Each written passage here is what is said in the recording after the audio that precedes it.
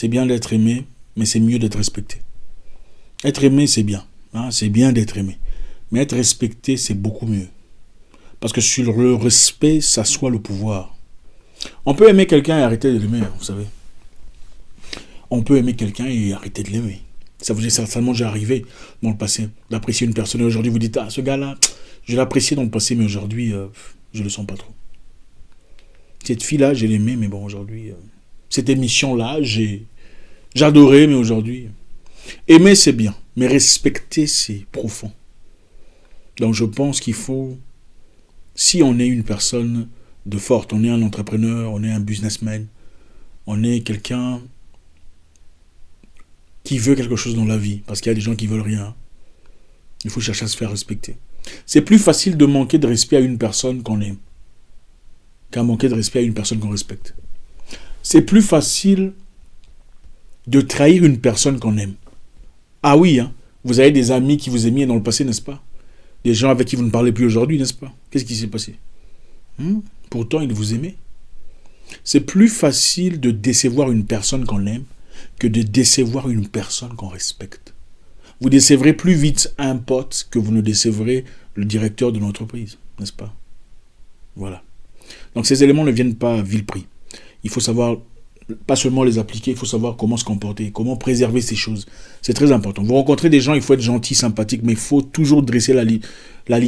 Toujours dresser les limites, c'est très important. Parce que les humains, quand on ne le cadre pas, quand on ne le montre pas ce qu'il faut faire, ce qu'il ne faut pas faire, vous savez exactement mieux que moi. Aujourd'hui, 3 éléments importants, je souhaiterais que l'on garde. 3 éléments importants qui vont certainement aider certaines personnes ici. La première chose. En Afrique, comment la technologie nous apporte. Vous n'êtes pas obligé de baisser votre standard pour accommoder ceux qui ne veulent pas élever les leurs. Vous n'êtes pas obligé de baisser votre standard pour accommoder ces gens qui ne veulent pas élever les leurs. Nous sommes chacun confrontés à ces genres d'histoires, en tout cas à un certain moment de nos vies. N'est-ce pas? Ou des gens que vous aimez, des gens qui sont proches de vous, ont tendance à vous culpabiliser pour n'avoir pas accepté certaines histoires que eux accepteraient dans la vie. Vous n'êtes pas dans le tort.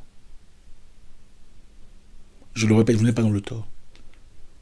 Le fait que plusieurs personnes soutiennent une idée et que vous soutenez le contraire ne veut pas dire qu'ils ont raison et que vous avez tort. Le fait que plusieurs personnes soutiennent une idée et que vous soutenez le contraire ne veut pas nécessairement dire qu'ils ont raison et que vous avez tort. En ce qui parle de standard, en ce qui concerne votre niveau d'acceptance, n'acceptez pas n'importe quoi. On peut aimer les gens, les considérer, mais ne pas accepter ce qu'ils acceptent dans leur vie. C'est aussi ça le respect de soi. Vous n'êtes pas obligé d'aller dans les genres de bars où ils vendent, si ce n'est pas votre niveau. Ce n'est pas de l'orgueil, ni de la prétention. Parce que souvent, on a tendance à vous donner, à vous faire ce qu'on appelle, vous culpabiliser. Hein, j'ai oublié le mot. Du chantage. Pourquoi tu fais ça? Écoute, la vie, c'est pas comme ça. Il faut prendre ça facilement. Hein. De toute façon, on va tous mourir. Si ce n'est pas un truc de votre standard, de votre niveau, n'acceptez pas ça. Ici, évidemment, on ne parle pas d'orgueil, de prétention. On parle de certaines choses dans la vie. Que ce soit une relation amicale, une relation amoureuse avec une personne encombrée dans beaucoup de situations. Si ce n'est pas votre standard, n'acceptez pas. Parce que la cousine vous encourage de le faire, ou votre grande sœur vous dit qu'il faut le faire, tout ça. Dans la vie, on grandit. On bosse dur pour grandir, n'est-ce pas? Qui ne veut pas grandir? Personne parmi nous ne veut pas grandir, n'est-ce pas? Tout le monde veut grandir. Donc il arrive un moment où il faut grandir. Il faut grandir en société. Il faut grandir intellectuellement, parce que beaucoup de personnes pensent que grandir, c'est devenir mettre des cravates et tout ça. Non, c'est pas ça. Parce qu'en réalité, d'ailleurs, beaucoup de gens grandissent jusqu'à 31 ans. Et après 31 ans, ils apprennent seulement à fignoler français. Beaucoup de gens grandissent jusqu'à 31 ans, je répète. Après 31 ans, ils apprennent seulement à fignoler français. Ils apprennent de nouveaux mots, ils apprennent des trucs pour impressionner, c'est tout. Surtout en français. Grandir, c'est autre chose. Grandir, c'est prendre la responsabilité de sa vie. Grandir, c'est ne plus faire des bêtises, des blagues stupides.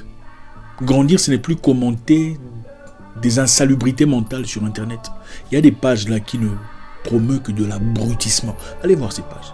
Des millions de followers. Ce n'est pas de la distraction. La distraction d'un imbécile et celui d'une... C'est pas la même chose. Je répète, la distraction d'un abruti et d'une personne intelligente, c'est pas la même chose. Ça, c'est de la distraction, n'est-ce pas? Lire aussi, c'est une distraction. Pour développer son intellect. Faire des recherches, c'est aussi une distraction. N'acceptez pas des bêtises parce que toute une nation l'a fait. Non. Vous êtes un individu. Vous n'êtes pas une nation. Représentez-vous. La deuxième chose, certaines personnes partiront, mais beaucoup resteront. N'ayez jamais peur de filtrer. Gardez les vrais. Certaines personnes partiront, mais beaucoup resteront. Je ne sais pas ce que vous faites. Vous êtes coincé dans une situation où vous avez peur de perdre les gens. Mais vous savez qu'à l'autre côté de la peur, il y a la joie, la paix. Pourquoi vous avez peur? Vous perdrez peut-être des plumes, mais vous en gagnerez des ailes. Chaque personne sait où il doit être dans la vie. Et beaucoup de personnes sont coincées dans des situations où ils sont obligés de rester. Sinon, ils perdront certains avantages. N'ayez pas peur. N'ayez pas peur de perdre des amis. Moi, je vais vous dire la vérité. On ne perd pas des amis. On ne perd jamais un ami. On ne perd jamais un ami. Ceux que vous perdez n'étaient pas vos amis. Un ami comprend que tu traverses un moment difficile. Un ami comprendrait que tu es stressé, tu es dans le besoin. Un ami comprendrait que ça, ce n'est pas toi. Il y a un truc qui ne va pas. Tu as besoin d'aide. Il n'ira jamais te critiquer, jamais te vilipender, jamais parler de toi à la troisième personne. Jamais dire, ah, lui d'ailleurs, il est devenu comme ça. Un ami ne fait pas ça. Un ami t'appelle mon frère. Qu'est-ce qui t'arrive? Ça, c'est un ami. Celui qui dit, ah, moi aussi j'ai remarqué, ce n'est pas un ami. Détrompez-vous. Ce n'est pas un ami. Vous ne perdrez jamais des amis. Alors n'ayez pas peur de perdre ces personnes-là qui vous entourent, qui encombrent le chemin. Vous perdrez les faux, vous garderez les vrais. N'ayez pas peur de perdre des faux clients. Laissez-les partir. S'ils ne sont pas heureux, pas contents de votre service, qu'ils partent. Vous garderez les bons. Il ne faut pas chercher à garder des followers pour ceux qui sont sur Internet. Il faut chercher des gens qui sont des penseurs. Des gens qui peuvent penser eux-mêmes. Pas des coqs et des poulets, des poules. Non, ça sert à quoi tout ça? N'ayez pas peur de filtrer. Il faut filtrer les gens pour garder la bonne matière, pour garder les bonnes correspondances, garder les bonnes personnes dans sa vie. À quoi ça sert d'avoir une multitude de personnes si ce n'est pas de vrai? À quoi ça sert d'avoir des relations amoureuses douteuses où vous n'êtes pas certaine que vous êtes le numéro 1 ou le numéro 1, mais vous vous battez pour rester? Pourquoi vous faites ça? Pourquoi on fait ça? À quoi ça sert de fouiller le téléphone d'un homme tout le temps, qui l'appelle, à qui il parle, tout ça? Il faut filtrer. Si ce n'est pas pour vous, ce n'est pas pour vous. Il faut l'accepter. Vous vous tuez pour des choses qui ne vous appartiennent pas. Pourquoi? Il ne faut pas forcer un boulot. Si on ne veut pas de vous, il faut aller ailleurs. Il y a peut-être mieux pour vous ailleurs. Il faut filtrer.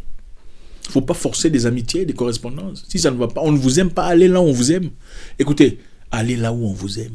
Même si vous pensez que chez vous, c'est bien. Mais parmi les gens de chez vous, il y aura beaucoup qui ne vous aimeront pas. D'ailleurs, ceux qui ne vous connaissent, pour la plupart, ne vous aimeront pas. Pour la plupart. La plupart des personnes qui vous aideront à avancer sont des gens qui ne vous connaissent même pas. La plupart des gens qui ne vous aident pas à avancer sont des gens qui ont peur que vous soyez mieux qu'eux. Parce qu'ils vous connaissent. Ils se disent, dans ce cas, le monde dira que partons de la même ligne de départ, lui, il est allé loin. Nous, on est allé nulle part. Filtrer. Notre troisième leçon ici, c'est... Il faut comprendre une chose. Les gens qui vous sont loyaux, ou les gens qui vous étiez loyaux il y a quelque temps, ne seront pas nécessairement loyaux aujourd'hui.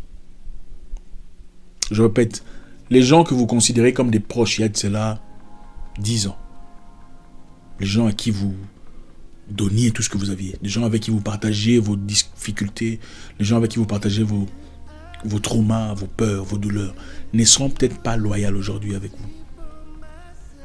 Je vais vous faire peur. Peut-être que votre compagne ou compagnon ne vous est pas aussi loyal aujourd'hui qu'il était dans le passé. Les gens changent selon leurs objectifs de vie, selon leur position, il faut toujours vérifier la loyauté des gens. Votre employé peut vous avoir été loyal il y a cela 5 ans. Vous ne savez pas ce qui se passe aujourd'hui. Votre employeur. Ça dépend. Il faut vérifier la loyauté des gens. Vérifiez la loyauté des gens. Comment se comportent-ils quand vous n'êtes pas là? Sont-ils avec vous comme ils sont sans vous? Sont-ils les mêmes personnes dans votre absence comme ils le sont en votre présence? Vérifiez la loyauté de tout le monde. Les gens parlent de vous à côté. Dans le positif ou dans le négatif, mais ils parlent. Ça ne s'arrête jamais.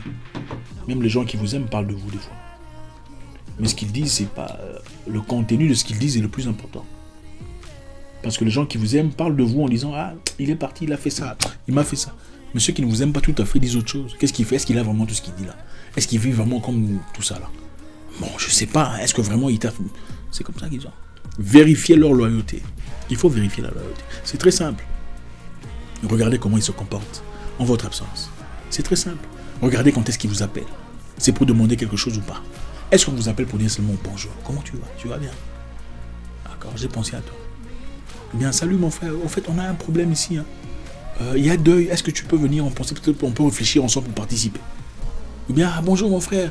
Il y a la cousine qui se marie. On voulait votre contribution. Est-ce qu'ils vous appellent quand ils ont besoin de rien? Parlez à une personne avec qui ils parlent. Qu'est-ce qu'ils disent de vous? C'est très important. Merci les amis. Toujours un réel plaisir. Il faut comprendre les humains. Ce n'est pas facile. Il faut de l'expérience, mais il faut lire. Il faut lire. Je vous recommande, pour aujourd'hui en tout cas, le 48 lois du pouvoir. Un livre très intéressant, disponible sur Internet, sur téléchargement. Balancez vos commentaires, vous savez comment ça se passe. C'est toujours un réel plaisir d'échanger avec vous. Je vous souhaite une excellente journée. À très bientôt.